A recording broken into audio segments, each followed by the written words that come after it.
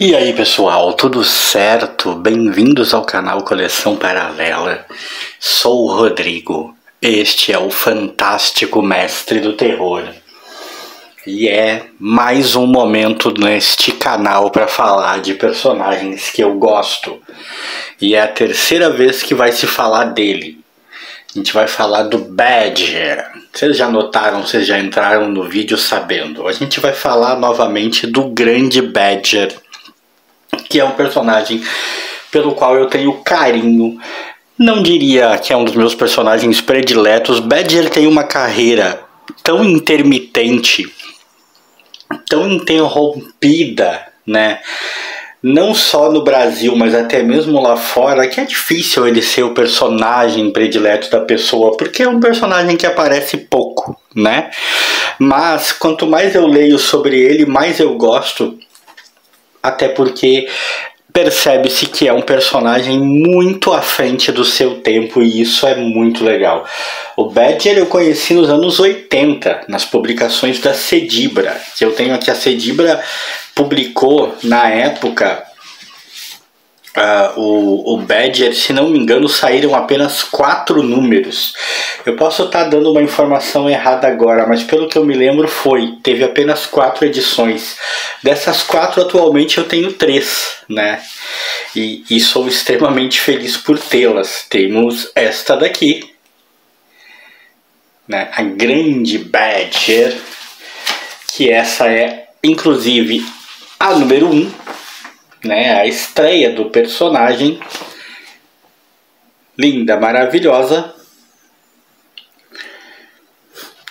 e vocês viram ela aparecer naquele vídeo de aquisições. Tenho a Badger número 2, com essa capa que eu acho fantástica.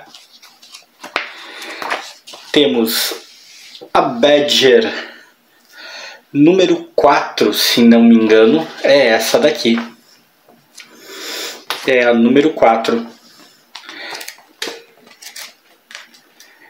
E me falta a número 3, que foi a que eu comprei quando menino, né? Se não me engano, até tem um anúncio dela aqui, ó. Tá aqui, ó. É essa aqui, ó.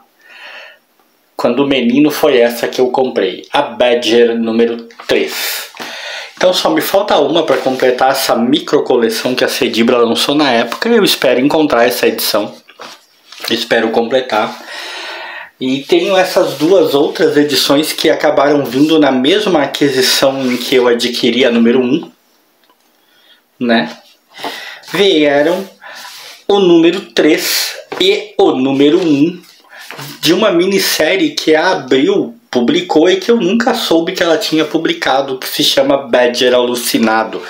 E eu comprei na época do vídeo. Eu explico que eu não costumo comprar essas minisséries assim quando eu não tenho muita esperança de concluir e tal, né? Ou eu compro completo ou não compro, né? Se não tô comprando em banca, né? E é difícil comprar, tá comprando alguma coisa atual que tá saindo agora, né? Pra mim, pelo menos, é difícil, eu quase não faço isso. Mas acabei comprando por ser de quem era. E acabou me ajudando, cara, a gostar ainda mais do personagem, porque me mostrou o quanto ele é à frente do seu tempo. Badger Alucinado traz uma história muito doida, mostra a esposa do Badger, que eu jamais imaginei que ele teria uma, mas ele tem. Mostra que ele é um cara com múltiplas personalidades. Isso ficou menos evidente aqui na revista de linha, vamos dizer assim, da Cedibra. Dava para notar que obviamente ele tinha seus problemas e havia indícios de uma múltipla personalidade, mas aqui fica extremamente evidente, né, que o Badger tem múltiplas personalidades dentro dele. E essa minissérie, que foi publicada nos anos 90 pela Abril, mostra o quanto o personagem era realmente à frente do seu tempo, por tratar dessas coisas, né? Tratar com crueza dessas coisas de esquizofrenia, múltiplas personalidades, racismo, né? Racismo total aqui, né, tratar desses problemas sociais, meter o dedo nessa ferida numa época em que isso ainda não era realmente comum. As coisas com o tempo se tornam muito lugar comum, não é verdade? Né, hoje em dia, falar de racismo, falar desses assuntos é extremamente normal, acontece o tempo todo. Algumas obras já são criadas com esse cunho, e eu custo a acreditar que essas obras são criadas com esse cunho realmente porque pretendem combater essas mazelas. Me parece que só querem lucrar falando de um assunto que tá muito na moda. E é triste dizer isso, né? Porque o combate a esses preconceitos não deveria ser uma coisa da moda, deveria ser uma coisa da cultura das pessoas, né? Deveríamos culturalmente crescermos, nos desenvolvermos enquanto indivíduos, tendo esses sentimentos expurgados da gente, né? Deveríamos saber que seres humanos são seres humanos e pronto. Né? Não importa a sua etnia, não importa as suas escolhas, seu gênero, tá muito em moda falar em gênero hoje em dia, né? Não importa nada disso, ser humano é ser humano. Né? Eu costumo sempre dizer que eu não gosto de rotular, porque quem usa rótulo é remédio, né? Pra mim, pessoas são pessoas e acabou. E Badger já nessa época já metia o dedo na ferida, assim, falando desses assuntos e, cara, falando com muita crueza, numa linguagem pesada para a época.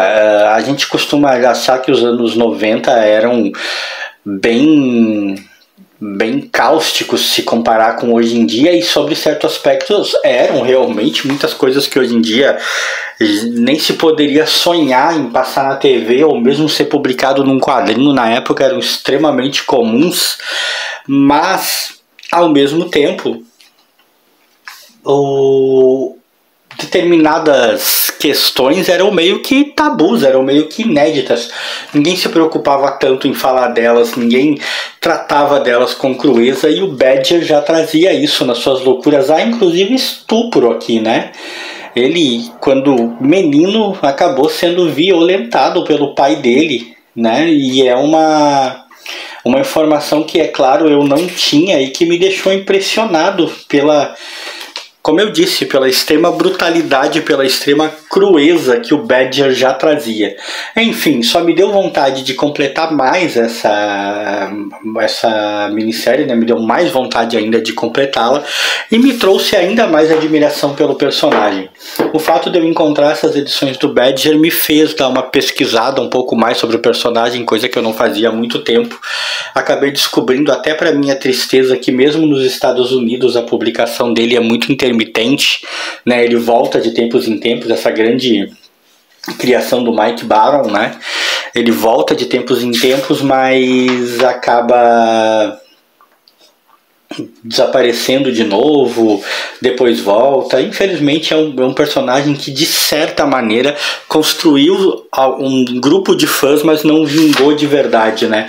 E mesmo para hoje em dia, onde determinadas coisas são mais normais e mais vistas, ele ainda é um personagem pesado e fora da curva, o que explica por que não faz esse sucesso todo, né?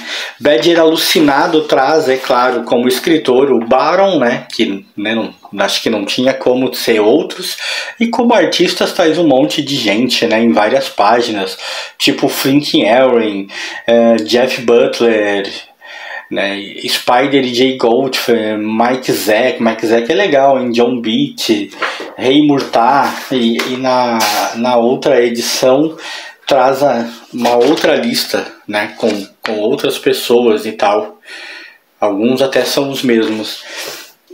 E, enfim, esse vídeo é mais para constatar, né, que o meu carinho por esse personagem é uma coisa que realmente só cresce a cada nova descoberta, e para comentar que realmente, mesmo no universo dos quadrinhos, ou assim como no universo dos quadrinhos, como na nossa vida pessoal, as coisas são cíclicas, né?